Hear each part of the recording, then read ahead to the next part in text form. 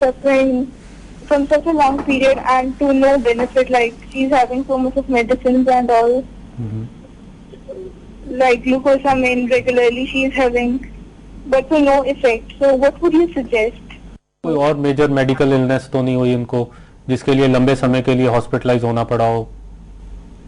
Not really, but before the problem of arthritis, I think she used some gel on her knee, and that led to acne and small type No, of. that is okay. But basically, I was trying to understand was how her general health is like. So as far as what I can gather, जो आपने मुझे बताया कि she is around 62 years old. She is not obese. उनका body weight ठीक है. And the arthritis आप 4 साल you consider a long period, but हम उसको ठीक मानते हैं. So it is a relatively recent onset arthritis. And there is no significant medical illness. ये सारे फैक्टर्स जो हैं ये अच्छे फैक्टर्स मानते हैं हम, ये गुड प्रोग्नोस्टिक फैक्टर्स हैं, जिनका मतलब होता है कि इन केसेस में पेशेंट को रिकवरी नॉर्मल से भी फास्ट होनी चाहिए. तो एक चीज़ और मैं जानना चाहूँगा कि आजकल उनका करंट एक्टिविटी लेवल कितना है, आजकल वो कितना चल फिर लेते हैं पूरे दिन में? Actually, she's basically a teacher of nursery wing. So the normal routine you can think of a teacher, and after that she comes home and then her routine kitchen work.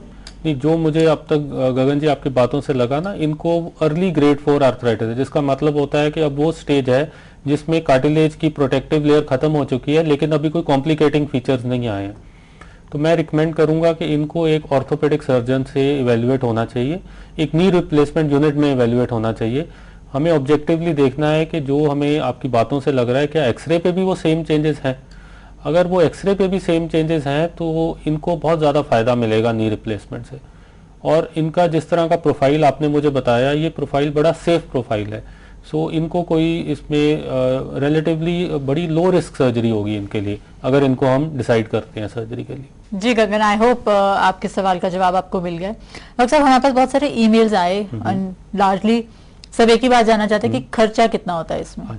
देखिए, जो ये जॉइंट्स होते हैं, ये although Indian companies भी बना रही हैं, but by and large we prefer to use imported joints. जी. तो ये जॉइंट का एक एवरेज एक्सपेंडिचर पर जॉइंट रफली अराउंड 80,000 85,000 के करीब होता है.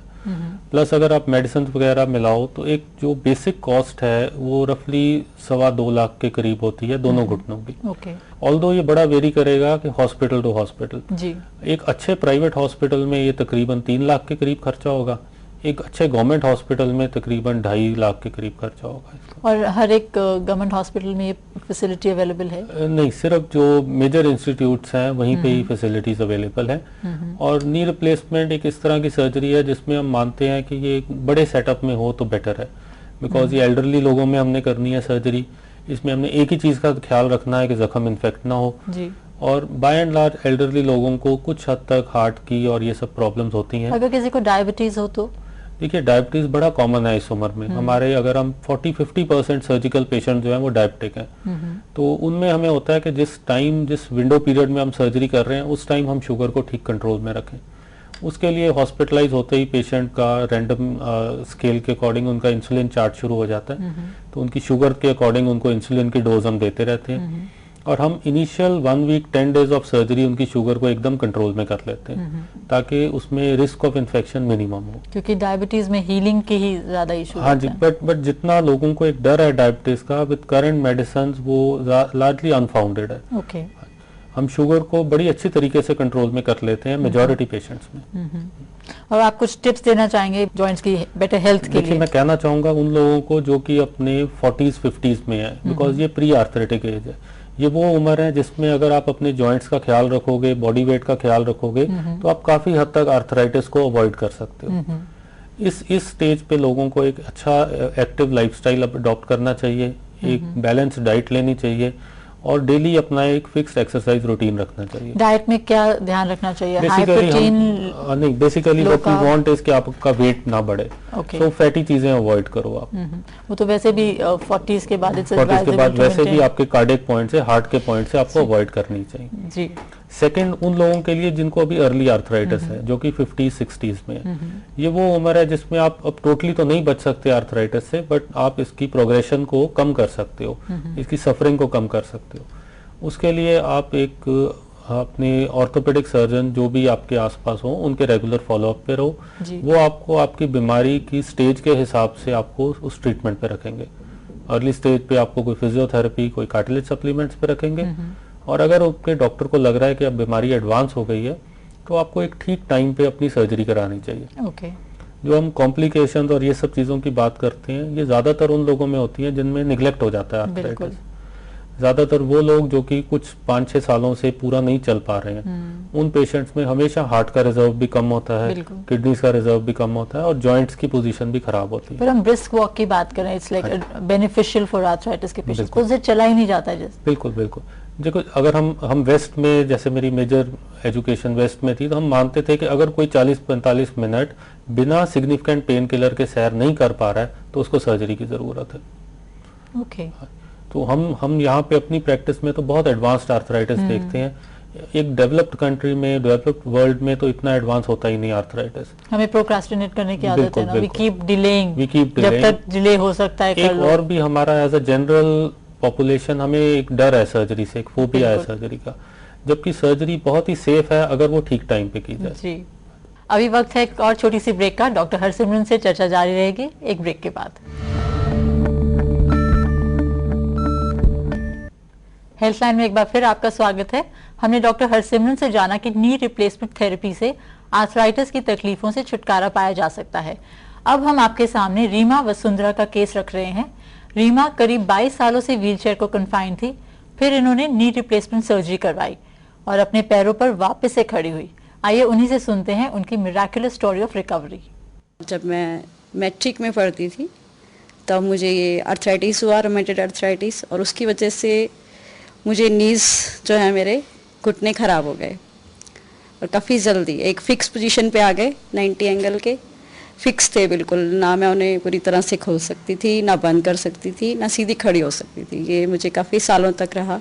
डॉक्टर हरसिमरन मुझे मोटिवेट कर सके कि हाँ मुझे सर्जरी करवानी है और मेरी टांगें सीधी हो जाएंगी। जो भी मेरे माइंड में उस वक्त क्वेश्चंस थे एज ए पेशेंट कि मेरी सर्जरी कितनी कामयाब होगी, मैं सीधी हो जाएंगी मेरी टांगें या नहीं, अगर हो गई तो मैं खड़ी हो सकूंगी नहीं, अगर खड़ी हो सकेगी तो चल सकूंगी या नहीं, लॉट ऑफ क्वेश्चंस।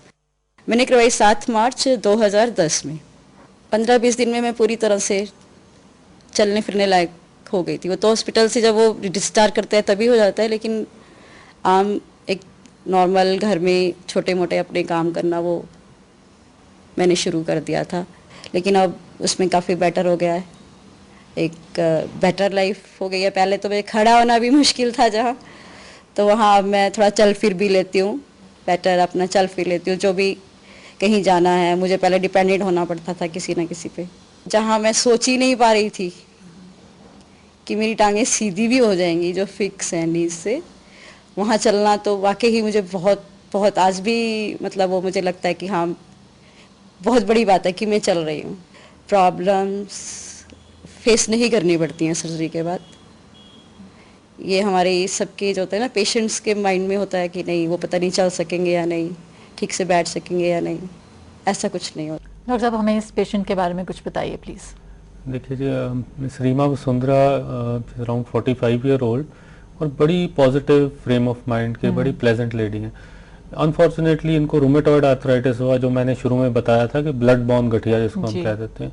तो इनके केस में जो एक हम कहेंगे एक तरह से कि डिजीज निगलेक्ट हुआ कि इस स्टेज तक बढ़ गया वो कि इनके जोड़ जो थे आपस में जुड़ गई, दोनों बोन्स, ऊपर की और निचली बोन जो थी, कार्टिलेज खत्म होने के बाद दोनों हड्डियां आपस में जुड़ गई और वो जुड़ गई 90 डिग्री एंगल पे। तो ये फ्यूज हो गई दोनों बोन्स, 90 डिग्री मूवमेंट पे फ्यूज हो गई। ना तो ये जोड़ को सीधा कर सकते थे, ना आगे मोड़ सकते थे। ऐसे केसेस बहुत रेयर होते हैं बिकॉज नॉर्मली कि या तो ये लोग सर्जरी नहीं ऑप्ट करते इतनी लेट स्टेज पे, और या जो कि मेजॉरिटी डेवलप्ड वर्ल्ड में बहुत पहले हो जाती हैं सर्जरीज। तो इनके केस में हमें स्पेशल इम्प्लांट्स यूज करने पड़े जो कि हमने जर्मनी से खास मंगाए थे, एंड अल्टीमेटली जो रिजल्ट्स थे वो बहुत बढ़िया थे। एंड समवन जो कि व्हीलचेयर बाउंड थी वो अपने आप अपने सारे काम कर सके, सीधा चल फिर सकते हैं, शुरू हो गया। उन्होंने अपना टीचिंग प्रोफेशन दोबारा ज्वाइन कर लिया। और तो मेरा जो मोटिव है इस इन रूमेटॉइड आर्थराइटिस में, हमारे पास बहुत छोटी विंडो ऑफ अपॉर्चुनिटी है सर्जन्स के पास।